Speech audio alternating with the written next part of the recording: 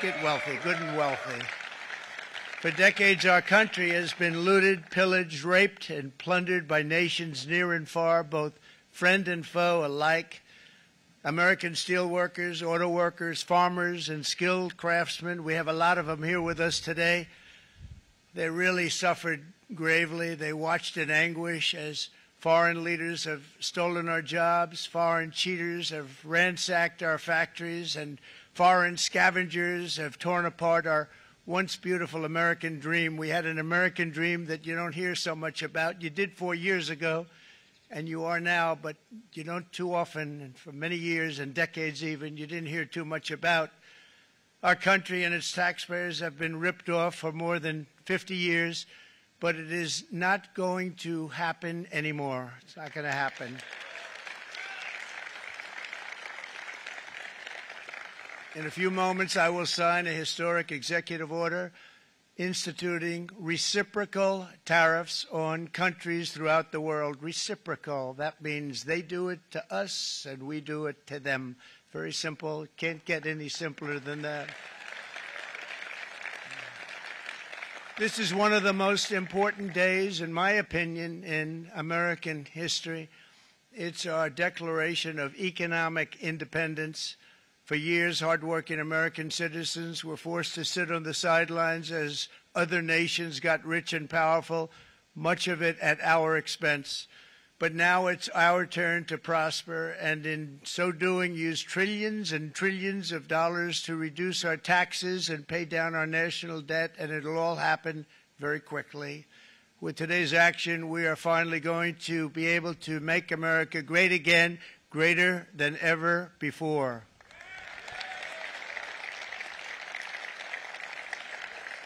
Jobs and factories will come roaring back into our country, and you see it happening already.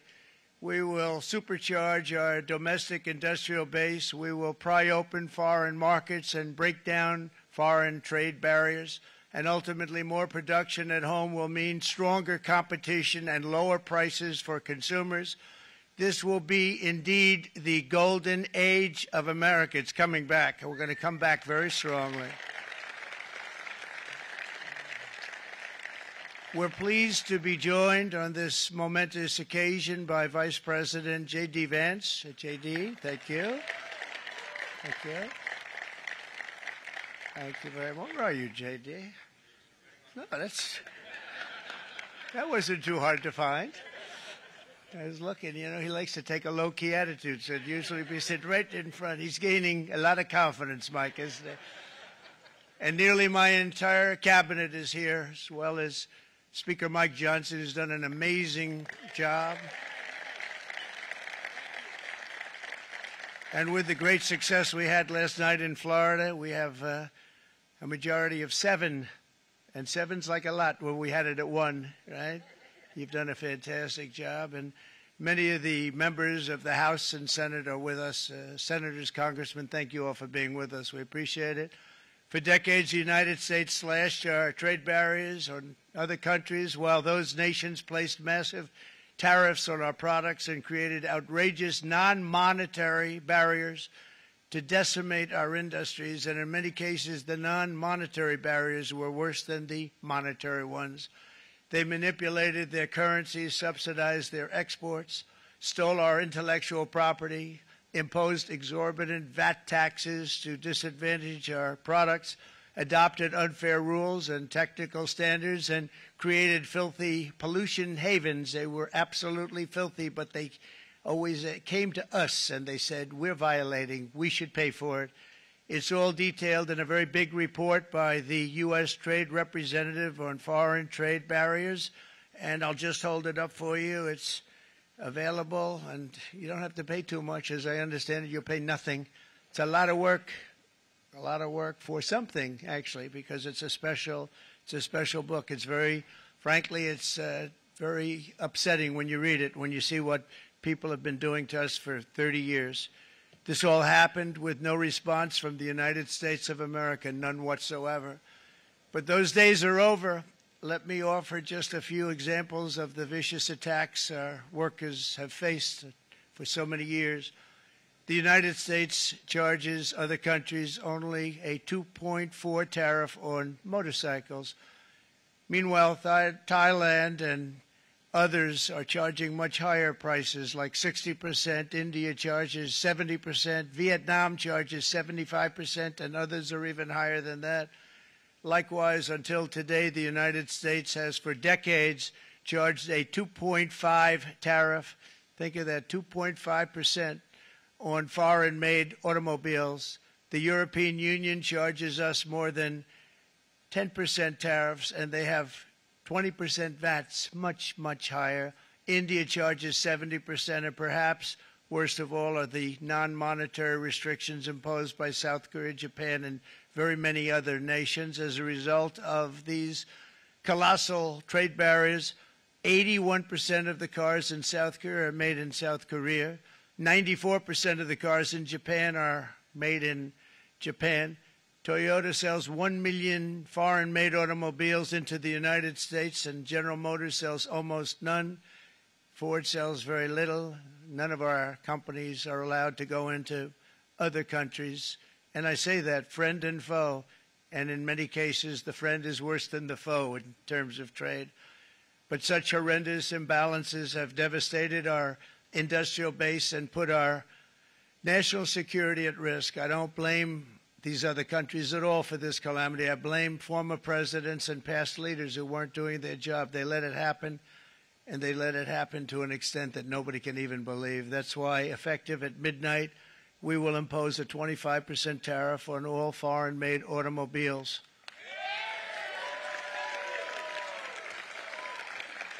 Thank you. Brian, I'd like to have you come up here for a second, okay?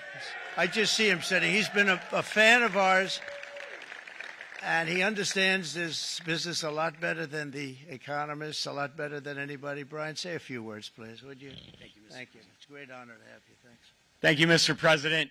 I grew up just north of Detroit, Michigan, in Macomb County, known as the home of the Reagan Democrats. My first vote for president was for Ronald Reagan. I thought that was going to be the best president I ever saw in my lifetime until Donald J. Trump came along. I have watched my entire life, I have watched plant after plant after plant in Detroit and in the metro Detroit area close. There are now plants sitting idle. There are now plants that are underutilized, and Donald Trump's policies are going to bring product back into those underutilized plants. There's going to be new investment. There's going to be new plants built. And the UAW members, and I brought 20 of them with me, they're sitting right over here. We support Donald Trump's policies on tariffs 100%. So, Mr. President, we can't thank you enough. And in 6 months or a year, we're going to begin to see the benefits. I can't wait to see what's happening 3 or 4 years down the road. Thank you, Mr. President.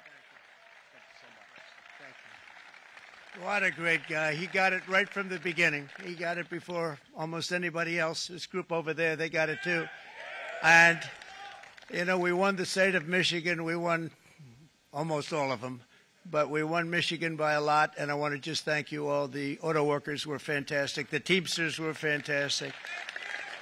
Everyone was pretty good, I will tell you. Thank you very much. I appreciate it. You're going to be very happy very soon, and you probably see what's happening with all of the, not only car companies, but car companies in particular. You see it with all of the ones they're moving, they're announcing day in, day out. You're seeing it. Nobody's ever seen anything like that. With today's actions, we're also standing up for our great farmers and ranchers who are brutalized by nations all over the world. Brutalized. Canada, by the way, imposes a 250 to 300% tariff on many of our dairy products. They do the first can of milk. They do the first little carton of milk at a very low price, but after that it gets bad, and then it gets up to 275, 300%. So when they're figuring what's Canada charging, they say, oh, about 2%, 3%. But take a look at what happens down the road. When you look a little bit, it's not a pretty picture, and we don't like it, and it's not fair. It's not fair to our farmers. It's not fair to our country.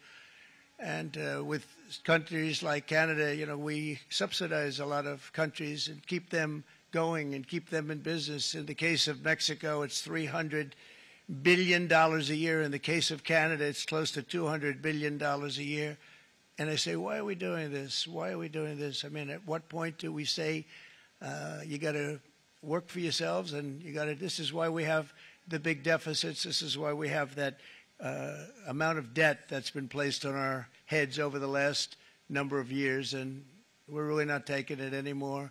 Through non-tariff barriers, the European Union bans imports of most American poultry. You understand? They say, we want to send you our cars, we want to send you everything, but we're not going to take anything that you have. Australia bans, and they're wonderful people and wonderful everything, but they ban American beef, yet we imported $3 billion of Australian beef from them just last year alone. They won't take any of our beef. They don't want it because they don't want it to affect their farmers. And you know what? I don't blame them, but we're doing the same thing right now, starting about midnight tonight, I would say. And China charges American rice farmers an overquota, it's called, a tariff rate of 65%. South Korea charges 50%. Actually, they charge different, from 50% to 513%. And Japan, our friend, charges us 700%. But that's because they don't want us selling rice and other things. Who can blame them, Madam Secretary? Agriculture, great job you did on eggs, by the way. The egg prices came down 50%. You got them down 50% once we got involved. They were going through the sky. The egg prices, they were going through the sky, and you did a fantastic job. Now we have lots of eggs, and they're much cheaper, down about 59% now, and they're going down further.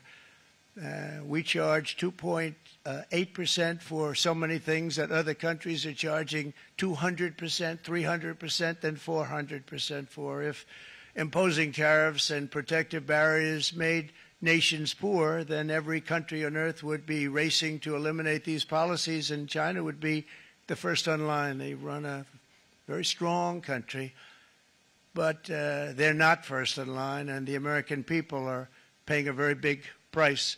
From 1789 to 1913, we were a tariff-backed nation, and the United States was proportionately the wealthiest it has ever been. So wealthy, in fact, that in the 1880s, they established a commission to decide what they were going to do with the vast sums of money they were collecting. We were collecting so much money so fast, we didn't know what to do with it. Isn't that a nice problem to have? What do you think, Marco? Good problem? Marco would love that problem. But we don't have that problem anymore, but we're not going to have it very much longer, I will tell you. But they collected so much money, they actually formed a commission to determine what they were going to do with the money, who they were going to give it to, and how much. Then in 1913, for reasons unknown to mankind, they established the income tax so that citizens, rather than foreign countries, would start paying the money necessary to run our government. Then in 1929, it all came to a very abrupt end with the Great Depression, and it would have never happened if they had stayed with the tariff policy. It would have been a much different story. They tried to bring back tariffs to save our country, but it was gone. It was gone. It was too late. Nothing could have been done. It took years and years to get out of that depression, far longer than even FDR had that office right over there for a long period of time. The ramp system, that's rather intricate, was built because of him, and every time you walk up, you think of him, and he did a great job in many ways, but it lasted long beyond his terms, as you know.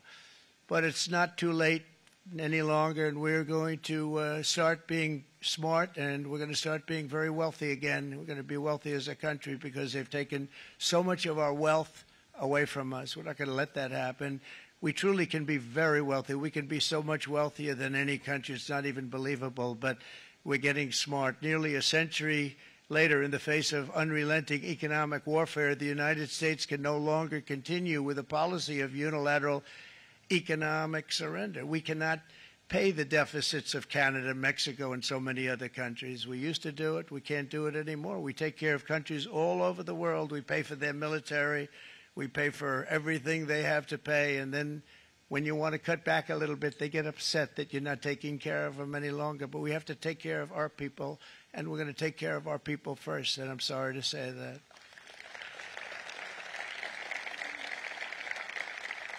And today we're standing up for the American worker, and we are finally putting America first.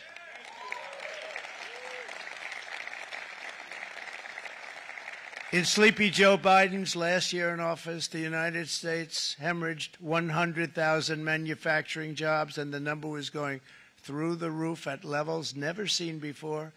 And our trade deficit reached a record $1.2 trillion, which is unheard of. Since the beginning of NAFTA, the worst trade deal ever made, it was a horror show. I was able to terminate it. They all said you'd never be able to get it out. We had to get approval from Congress to get it terminated. We had to live with that deal. It was the worst trade deal ever made by far. But since the very beginning of NAFTA, our country lost 90,000 factories. Think of what that is, 90,000. Think about putting a map up and putting text on it. You wouldn't have enough room. 90,000. I said, is that possible? We had it checked 4 different times, and it was actually somewhat higher than that. And 5 million manufacturing jobs were lost while racking up trade deficits of $19 trillion. That was the worst trade deal ever made. As a result of these gigantic losses, foreign nations now own $26 trillion more of American assets than think of this, than the Americans own of their own foreign assets or other foreign assets. The United States can no longer produce enough antibiotics to treat our sick. We have a tremendous problem. We have to go to foreign countries to treat our sick. If anything ever happened from a war standpoint, we wouldn't be able to do it. We import virtually all of our computers, phones, televisions, and electronics. We used to dominate the field, and now we import it all from different countries. A single shipyard in China now produces more ships every year than all of the American shipyards combined. Think of that. And it was a business that we used to dominate. We used to dominate it totally. In short, chronic trade deficits are no longer merely an economic problem. They're a national emergency that threatens our security and our very way of life. It's a very great threat to our country. And for these reasons, starting tomorrow, the United States will implement reciprocal tariffs on other nations. It's been a long time since we even thought of that. We used to think about it a lot. We didn't think about it for many decades, and you see what's happened. For nations that treat us badly, we will calculate the combined rate of all their tariffs, non-monetary barriers, and other forms of cheating. And because we are being very kind, we're kind people, very kind. You're not so kind when you got ripped off with your salaries. My auto worker friends and my Teamster friends and all of the unions that typically voted Democrat, they're not voting Democrat anymore because worker, whether union or non-worker, they're for the Republicans now. That's what happened. But we will charge them approximately half of what they are and have been charging us. So the tariffs will be not a full reciprocal. I could have done that, yes, but it would have been tough for a lot of countries who didn't want to do that. I'd like to see the chart if you have it. Could you bring it up, Howard? This is our great Secretary of Commerce, Howard Lutnick. Thanks, Howard. So if you look at that, China, first row, China, 67%. That's tariffs charged to the USA, including currency manipulation and trade barriers. So 67%, I think you can, for the most part, see it. Those with good eyes, with bad eyes. We didn't want to bring, it's very windy out here. We didn't want to bring out the big charts because it had no chance of standing. Fortunately, we came armed with a little smaller chart. So 67%, so we're going to be charging a discounted reciprocal tariff of 34%. I think, in other words, they charge us, we charge them less. So how can anybody be upset?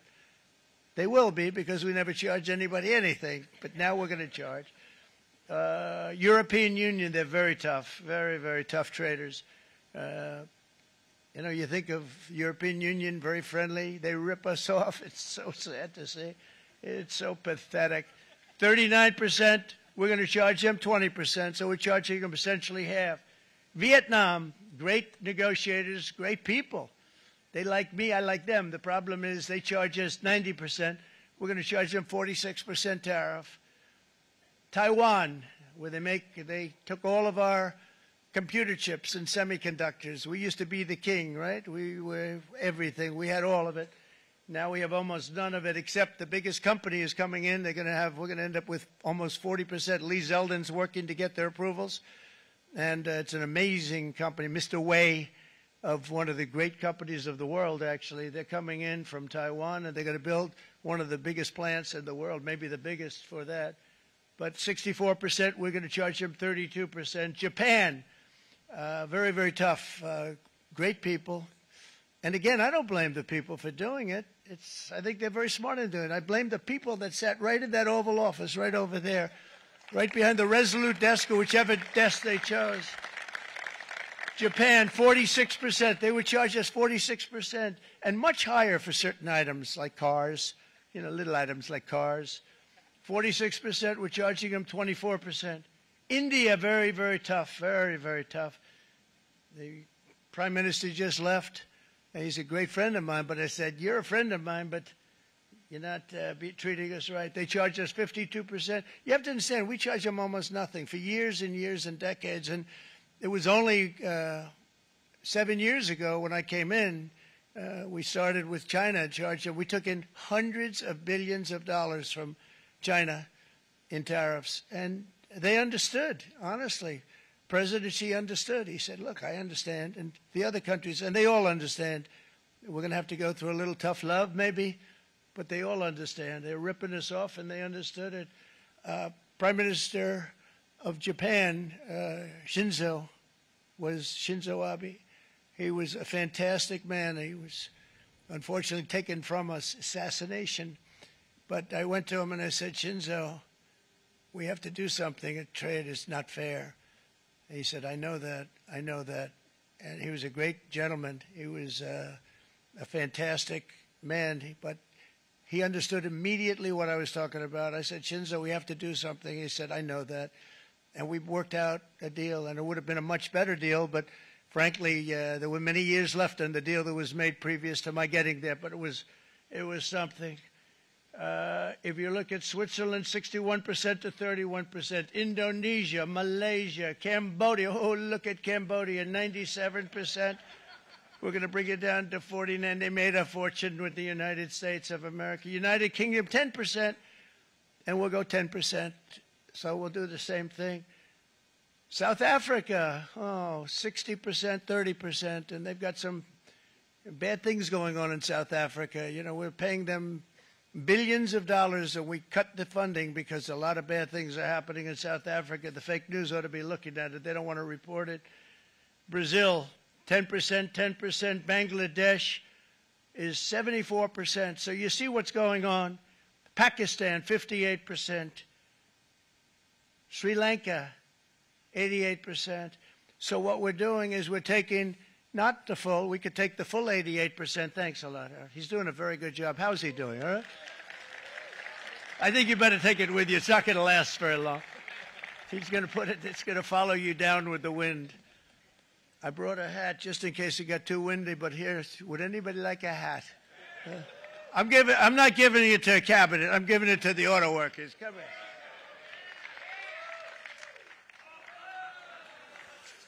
Thank you, fellas. Get it. That's it. That's it. They deserve it more than our cabinet.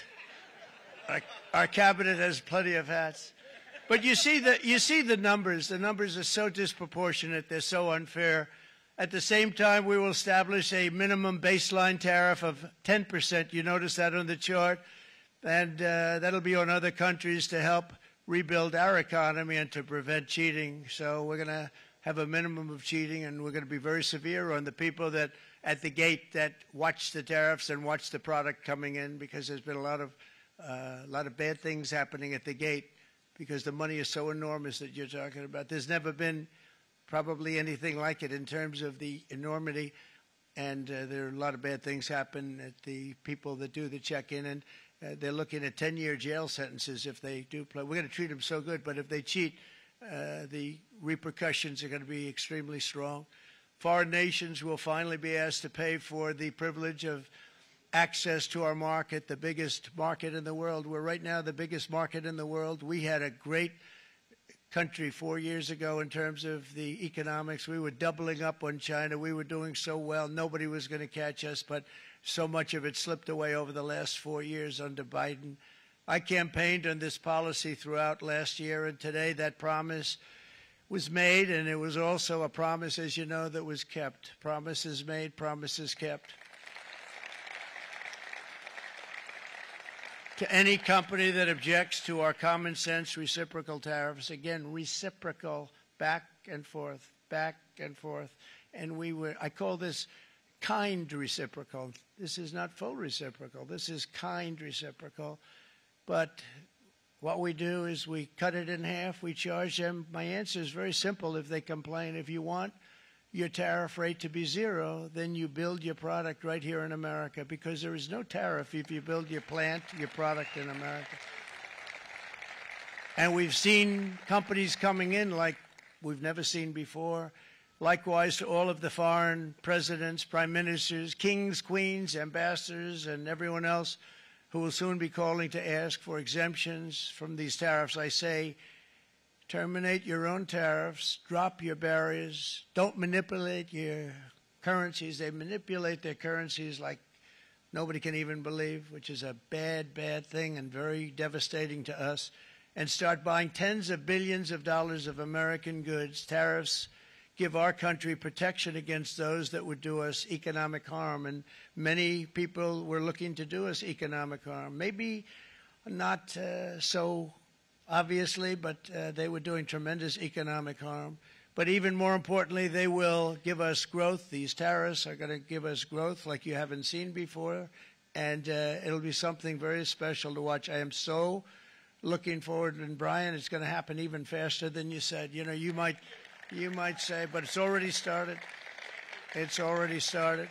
Work's already begun on plants all around the country, and you see that as before. These are big, rich companies. We have $61 billion started on a big plant going up. It's going to be announced over the next 2 days, and they already started work. Many of these the biggest companies in the world, they've committed to build, build, build. We're going to build, build, build, sir. And they came here to see me, and they wanted to know if they could have a press conference. I do as many as I can. I'm pretty busy trying to stop Russia and Ukraine and the Middle East. We got to stop that. We got to stop the Houthis, which we're making tremendous. They like shooting ships down and out of the water, sinking ships. They get a kick out of it, but they're not getting such a kick out of it now, are they, Mr. Secretary? They're not getting such a kick out of that now. But here are just a short list of some of the companies that have already announced and committed to investment. And this is a company that built its factories and its plants in China. Apple is going to spend $500 billion. They never spent money like that here. They're going to build their plants here. SoftBank, OpenAI, and Oracle, great companies, are investing $500 billion almost immediately. NVIDIA, a hot company, is investing hundreds of billions of dollars. They just announced. TSMC, the biggest, most important company in the world of chips from Taiwan, with no investment from us, is investing $200 billion. And they said the reason was, number one, the election of November 5th, and number two, the tariffs. They don't want to pay the tariffs, and the way they're not paying it is to build their plant here. So we're going to go from almost no percentage. We used to have 100% of the chip market. Now it's all in Taiwan. Almost all of it's in Taiwan, a couple of other countries, but mostly in Taiwan. And think of it, we had 100%. We lost it because of people in that office that didn't do their job. They allowed it to be stolen from us. Johnson & Johnson, great company, $55 billion. Eli Lilly, $27 billion. Meta is investing $500 billion. Wow. DeMac is investing $20 billion. CMA, CGM, $20 billion. And then you have Merck and Clarios, Stellantis, General Motors, GE Aerospace, Honda, Nissan, Hyundai are all putting in billions and billions of dollars, and they're committed 100%. And we've never had, and this is after 2.5 months. This is This is after just a short, this all took place as soon as we came out with what everybody wanted to do. You know, I watched a gentleman today on television, used to work with Lee Iacocca, a very respected automobile person, and he said, you know, because they're asking people, they try and get as many negative people as they can, but they can't find them too much. It's pretty hard to find in terms of what we're doing, especially when they see all this investment. They said, so tell me, what do you think of what Trump is doing from the automobile standpoint? He said, I can't believe it. Somebody is finally, he's an older guy, real pro, really top guy, with Lee Iacocca. He said, I never thought I'd see the day when this would happen, where somebody had the courage to go and do what has to be done. This is transforming our nation. Our entire nation is going to be transformed, not only with the cars, but on every single other item that's built. We're going to become an industrial powerhouse. And he said that so beautifully today. In fact, I'm going to find out, I'm going to get a tape, and Bruce, I'm going to get that tape, and I'm going to send it to you out in Long Island, and you're going to play it for the people. And all your union workers and your non-union workers out there, you got a pretty even split. But we have, so far, it looks like we're going to have about $6 trillion of investments, and you wouldn't do that in years in this country over the last number of years. $6 trillion, and that's going to be much higher by the end of the year. And think of what $6 trillion is. You wouldn't have even a small percentage of that under this other system. We're going to be an entirely different country, and it's going to be fantastic for the workers. It's going to be fantastic for everyone.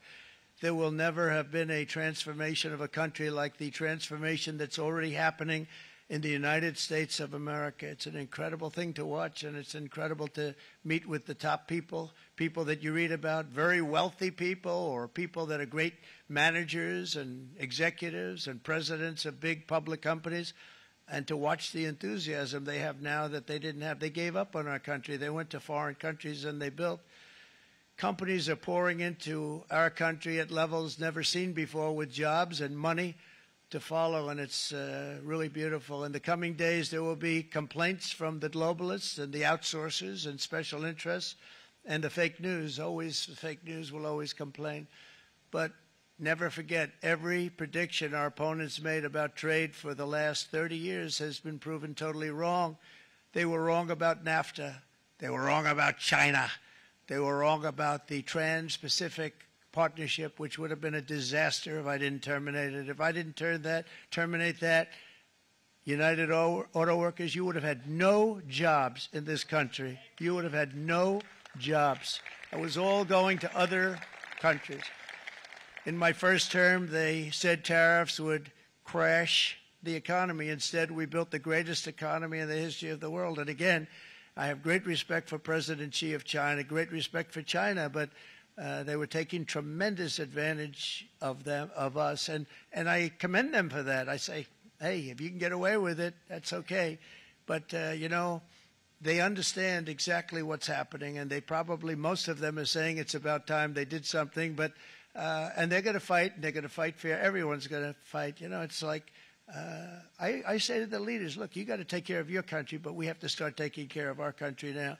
We can't do what we've been doing for the last 50 years. From the day of my election, the stock market went up in my first term 88%, with NASDAQ going up 155%, more than any president has ever had in any term in office, by far.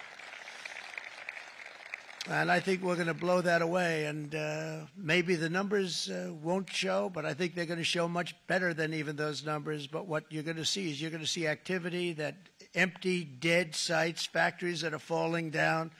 Those factories will be knocked down, and they're going to have brand new factories built in their place. They're not only talking about renovating, they're talking about brand new, the best anywhere in the world, the biggest anywhere in the world. I have a friend who builds car plants, and I said, I want to see the biggest and the best. He said, well, we have to go to Mexico. I said, no, I want to see it in the United States. He said, we're not building them in there. This is a year and a half ago during the campaign. He said, we're not building it. You'd have to go to Mexico. When I was starting to decide to run, and I went to #1 in the polls very rapidly, I want to say, like let's say in the first hour, and then shortly thereafter, it looked like I was going to win, and the fake news was saying, "Oh no, don't do this." What they don't know is if I didn't win, they would have really been in trouble. because nobody wants to read them anyway. But I tell you what, when it looked like I was going to win, I announced that I was going to be doing exactly what we're talking about today. Great consistency, actually, because I've been talking about it for 40 years. But because I saw what was happening 40 years ago. If you look at my old speeches when I was young, very handsome, my old speeches, and that people would say, I'd be on a television show, I'd be talking about how we were being ripped off by these countries. I mean, nothing changes very much. The only thing that changed were the countries, but nothing really changes. But it's why it's such an honor. It's such an honor to be finally able to do this. If you look at China, I took in hundreds of billions of dollars in my term, hundreds of billions. They never paid 10 cents to any other president, and yet they paid hundreds of billions, so much so that Biden couldn't do anything. They wanted to try and terminate it because he had a very special relationship with China. You know what the relationship was? He had a special relationship. But the numbers were so big, that they couldn't do it. So they did ease it up. They did things that they shouldn't have done. They made it a lot more comfortable for them, but they couldn't do it because the numbers were hundreds of billions of dollars, and I did that. And we were on our way to doing something like incredible. And then we had a very bad election happen, a very bad election. A lot of bad things happened. So when I said we got to do it again, I said we have to make it too big to rig, and we made it too big to rig, and we won in records, and it was a monumental win. And it was such an honor to see so many of you, like Brian and your friends, here with us to celebrate, and to more importantly celebrate what we're doing, because that wouldn't be a full celebration if we didn't do this, because this will be an entirely different country in a short period of time. It'll be something the whole world will be talking about it. The critics made the very tired predictions earlier this year, but in February, core inflation dropped to the lowest rate in 4 years. And the price of eggs, as you know, just in a month and a half, we were there for 4 weeks. And the first week, I got blamed for eggs. I said, I just got here. They said eggs have gone up at like 250%, and you can't get eggs. And they were going crazy. And I said, I just got here. And then we got to work on eggs. And we got to work on everything. And our great Secretary of Agriculture, you did a fantastic job. Brooke Rollins, she did a fantastic job. And as I said before, the price of eggs dropped now 59%, and they're going down more, and the availability is fantastic. They were saying that for Easter, please don't use eggs. Could you use plastic eggs? I said, we don't want to do that. We want to, and you really came through. It's an amazing job. Thank you very much, Brooke. You did great. But likewise, an old-fashioned term that we use, groceries. I used it in the campaign. It's such an old-fashioned term, but a beautiful term, groceries. It sort of says a bag with different things in it. Groceries went through the roof, and I campaigned on that. I talked about the word groceries for a lot, and energy costs now are down. Groceries are down. Gasoline is way under $3, and people are beginning to be able to buy things and live again. We brought prices way down. We created 10,000 already in a few weeks, new manufacturing jobs, and it was that took place in 1 month, numbers that they haven't seen in a long time. We had virtually no inflation under my term. We had virtually no inflation for 4 years, but after transitioning over to Sleepy Joe, it went from almost non-existent to the highest in the history of our country. They had the highest inflation in the history of our country, brought up by energy and bad spending and bad policy, and a lot of bad things happened. How about allowing millions and millions and millions of people to pour into our country with open borders, where it's so sad to see even now. And I see our great secretary you have done. Stand up, please, Christy. Stand up. Christy Noem. And Tom Homan. These people are doing a great job, but gotten them out in records. We have problems with judges that don't want them to go out. They want Tren de Aragua, and they want MS-13, the most vicious gangs ever. Nobody's ever seen anything like it. Absolute killer gangs. They kill people. They don't even think about it. And we put them out, and we have judges now, radical left judges that want to They don't want them to go out. They want them to even be brought back. Let's bring them back. You've done a fantastic job, and please thank everybody. Homeland Security, thank everybody. Appreciate it.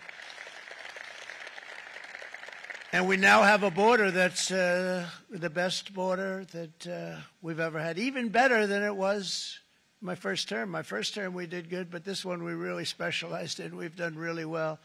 And we had records then. We had the best, safest border. 4 years ago, we had the best border there ever was. And now we have, you've actually matched it and done even better. And we're going to get it down the right way. And we want people, by the way, to come into our country, but we want them to come in through a legal process. We want them to come in legally. We need more people. We need people to run these plants and to help the auto workers and the Teamsters and the non-union people and everybody else. But we need people and the farmers.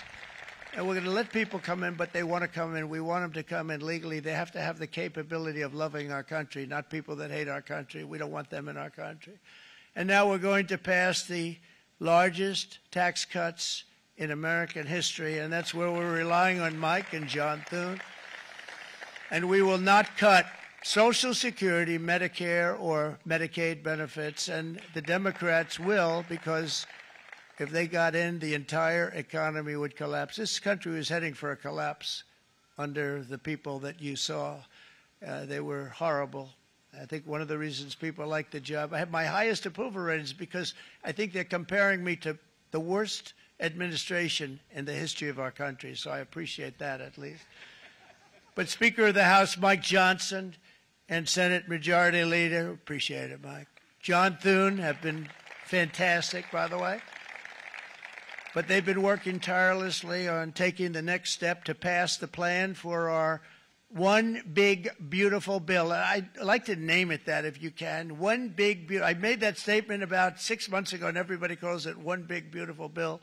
And it will be that. It'll have everything, the big tax cuts and every incentive there is. And it'll be fantastic. And by the way, for the cars, we're asking for an interest deduction on a loan. So if you build the car, only in America we do it, Brian. If the car's not built in America, you don't get the interest rate deduction. But if you build the car in America, if you buy a car, if it's built in America, then you get an interest rate deduction, tax deduction, and that's a big thing. That's going to be a big thing. I think that's going to pay for itself very quickly, that deduction. Never happened.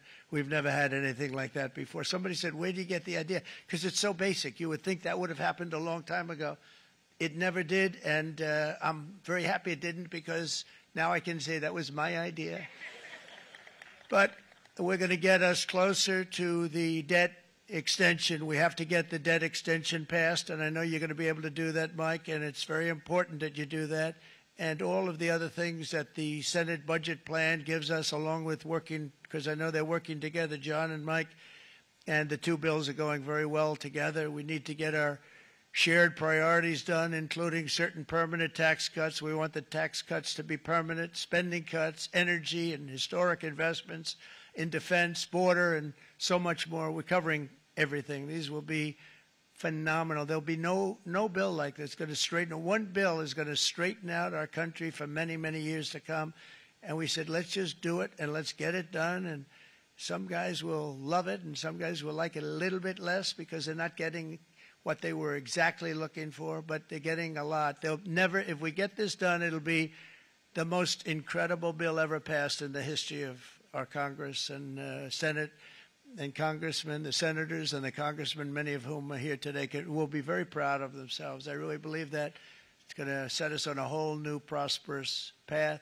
We're going to cut spending and right-size the budget back to where it should be. We're going to do that very strongly. Thank you, Rick. Thank you. John, thank you. Oh, look at all of our senators over there. Oh, boy. That's a nice group of people. But I won't like them so much if they don't get this bill done. That's a great group. And Congressman, thank you very much. I appreciate it. Tremendous people. The Senate plan is my complete and total support, and the House plan likewise is very similar. They're moving along pretty much at the same clip, and as soon as you're ready, you'll show it to me, and I'm sure it'll have my support, Mike. Every Republican congressman and senator must unify. We have to unify. We can't be separated. We have to get it done. We have to get absolutely everything we can, and we have to take care of the American people. That's the only thing that matters. We have to take care of the American people first. We need to pass this bill immediately, get it done, including debt extension. From this day on, we're not going to let anyone tell us that American workers and families cannot have the future that they deserve. We're going to produce the cars and ships, chips, airplanes, minerals, and medicines that we need right here in America. The pharmaceutical companies are going to become roaring back. They're coming roaring back. They're all coming back to our country, because if they don't, they got a big tax to pay. And if they do, I'll be very happy, and you're going to be very happy, and you're going to be very safe. We're going to build our future with American hands, with American heart, American steel, and we're going to build it with American pride like we used to. We're approaching our 100th day as president, and have been given credit by a lot of people, actually, even some of the fake news. Can you believe it? Which in this case hopefully isn't fake, for having done more in that time than any other administration in the history of our country in the first 100 days. I think we've had an amazing, in terms of what we've done, what we've gotten accomplished. I'd like to see if we can get that war ended and another war from not starting in the Middle East. We have to get Russia. They're losing 2,000 on average, 2,500 people today, young people, soldiers, Russian. Think of that. 2,500 through some days, but on average, probably over about a 1 week period, it's 2,712, they say. They're losing those soldiers. They're dying. They're being decimated. And they're not from our country, but they're from other countries. But they're human beings. They're from Russia. They're from Ukraine in this period, most of them. And we're going to get it stopped. It's a senseless war that would have never happened if I was president, and it shouldn't be allowed to go on. And I think we're being given good cooperation by Russia and by Ukraine, but we have to get it stopped. It's humanity. It's humanity. It's a terrible thing. This will be a very big moment. I think you're going to remember today. It's going to be a free nation that we're dealing with. We're going to have a very free and beautiful nation. It's going to be Liberation Day in America, and it's going to be a day that hopefully you're going to look back in years to come and you're going to say, you know, he was right. This has turned out to be one of the most important days in the history of our country. God bless you and God bless America. Thank you, everybody. Thank you very much. Thank you. Thank you very much.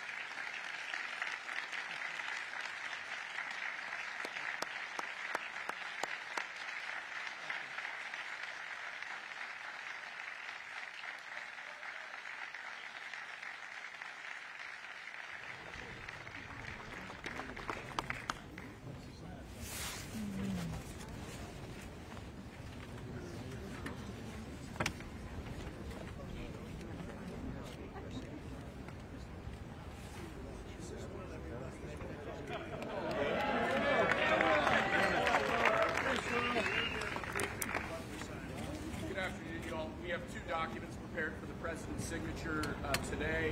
One closes what's referred to as the de minimis loophole with respect to imports from the East. Not even how many. The other is the big one, is the reciprocal tariff executive order that the president has spoken about at length. This is obviously a huge deal, and it's been an honor to be part of the team getting started.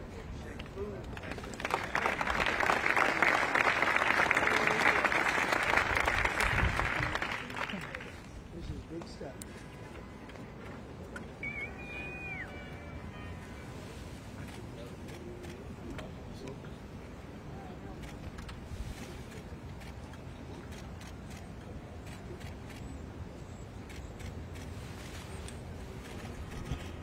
That's a 10. That's a good one. Right.